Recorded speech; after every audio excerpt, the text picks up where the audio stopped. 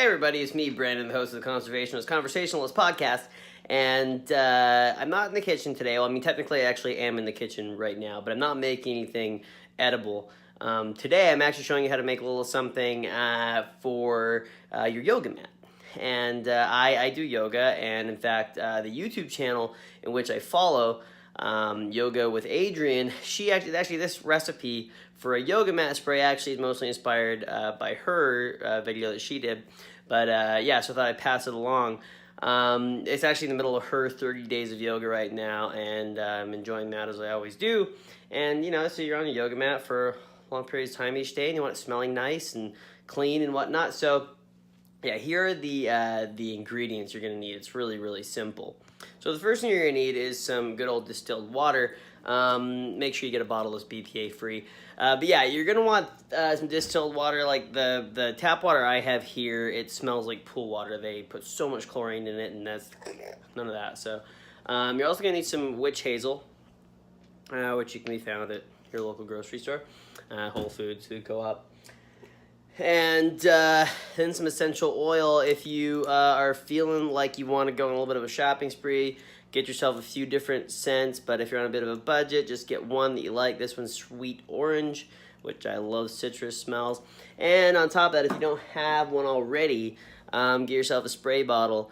And those can also be found for sure at Whole Foods if you go there. So yeah, make sure you look. They're in the essential oil section, so it's pretty simple to go find them. First thing you're going to do is actually fill the spray bottle up 3/4 of the way with the distilled water, and I would be pouring this right now, but since I don't have a tripod to set this on, I'm just going to make it look like I'm doing that because I'll probably spill all over the counter if I do. So we have, as I showed you earlier, the witch hazel, and you're basically going to fill the remaining quarter of the bottle up with witch hazel. For those of you who don't know much about witch hazel, it is medicinal AF, man. So it's always good stuff, and really the greatest part about this spray is that not only is it great for your yoga mat, but also you can just use it as an air freshener. It's so much better than that other crap that, you know, gets into your sinuses and is just all chemically. So chemically, I think that's a word. Anyway, so you're gonna fill out the remaining quarter with this. Before you do this last part, oh man, let's take a whiff. That is some good stuff. Sweet orange. Thankfully, I've got some mandarins in my, some Kishu mandarins in my fridge because now I have a craving for them. So the question is, do you want the spray to smell like, you know, you just peeled a beautiful, beautiful orange? Or do you want it to, you know, smell like you basically have shoved your face into a carton of orange juice? That's the amount, it's going to determine the amount of droplets you want to use. Now, I would say, let me see if I can get this actually on the mark since I'm having a look at this through my phone. Hey, I'm not doing a bad job, am I? Wait, it's not coming out, is it? Come on.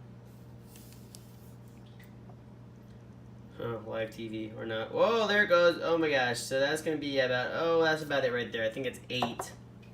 And so yeah, if you're using more fragrances than one, like I just did, you want to distribute the droplets differently. So for instance, I use 8 for this one fragrance, but if you have 2, you would probably put 4 droplets in of each, depending on what you want to be the primary smell. But yeah, so you get the idea. You don't want to overpower it because essential oils are strong, like really, really strong. And if you've ever worked with them, you know. If you don't, well, now you do. Oh, look at this messy room. Well, we can make this smell better though, can't we? As for scrubbing onto the yoga mat, so I'm a fan of reusing stuff, and when there's old socks you don't use anymore, use that as a rag.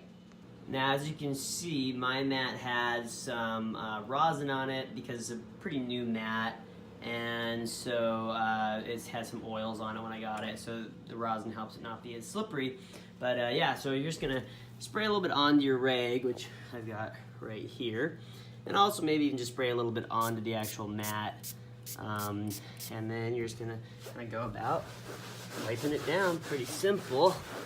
And the greatest part is that when you're doing yoga and you're doing child's pose, or even if you're doing a one-legged pigeon and fold where you have your face down the mat, it's gonna smell extra nice now with this new spray that you wield. This new beautiful scent. There you have it. Very, very simple. Very, very effective. Yeah, and my whole apartment smells amazing right now. So yeah, if you guys do it, please do, and let me know which fragrances you chose, which essential oils, and what worked really well, what you thought, hey, I just stumbled onto something outstandingly great. You need to know this, Brandon. So let me know. I'd love to know. I'd love to hear from you. Let's chat. Let's talk. Let's share pictures of hikes, all that good stuff. See you later.